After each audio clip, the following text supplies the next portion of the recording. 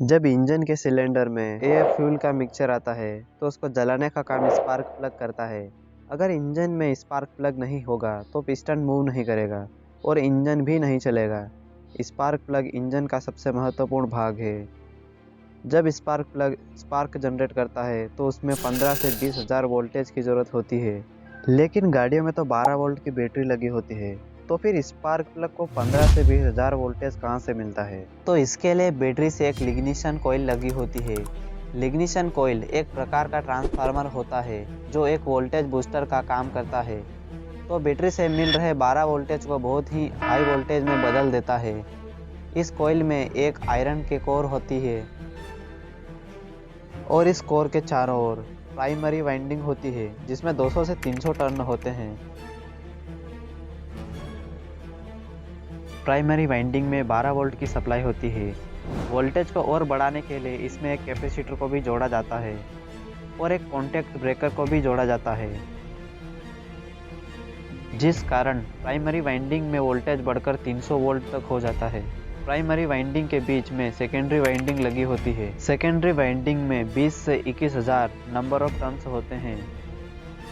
जब primary winding में battery से सप्लाई दी जाती है तो उसके पास मैग्नेटिक फील्ड जनरेट हो जाता है, जिस कारण सेकेंडरी वाइंडिंग में भी करंट फ्लो होने लगता है।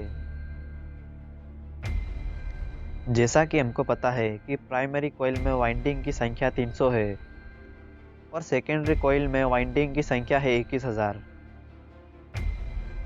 कैलकुलेशन के हिसाब से प्राइमरी वोल्टेज बराबर V1 300 वोल्टेज और सेकेंडरी वोल्टेज V2 बराबर 21,000 वोल्टेज है।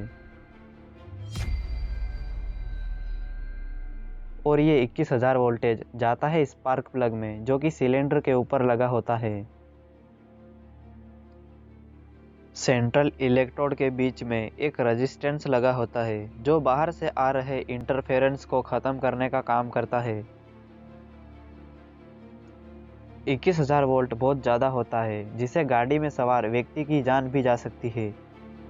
इसलिए सेंट्रल इलेक्ट्रोड के चारों ओर एल्यूमिनियम ऑक्साइड से बना इंसुलेटर लगा होता है। यह इंसुलेटर उच्च दबाव और उच्च ताप को सहन कर सकता है। जब स्पार्क प्लग हवा और फ्यूल के मिक्सचर को जलाता है तब एक धमाका होता है जिससे कंप्रेस हो रही गैसें पिस्टन पर फोर्स लगाती है।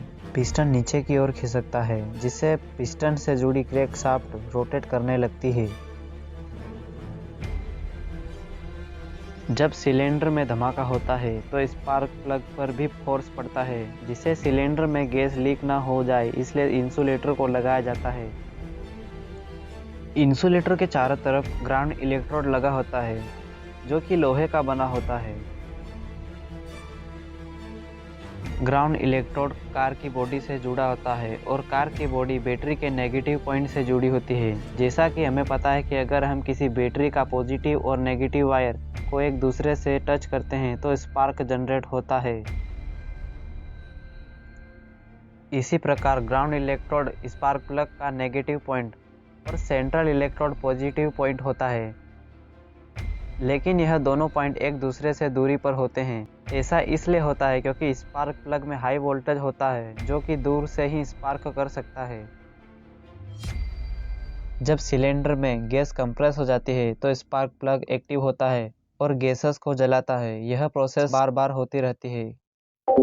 आई होप वीडियो अच्छी लगी होगी एंड ये हमारे चैनल का फर्स्ट लॉन्ग वीडियो है, तो प्लीज जितना हो सके उतना इस पे रिस्पॉन्स दो। मिलते हैं नेक्स्ट वीडियो में।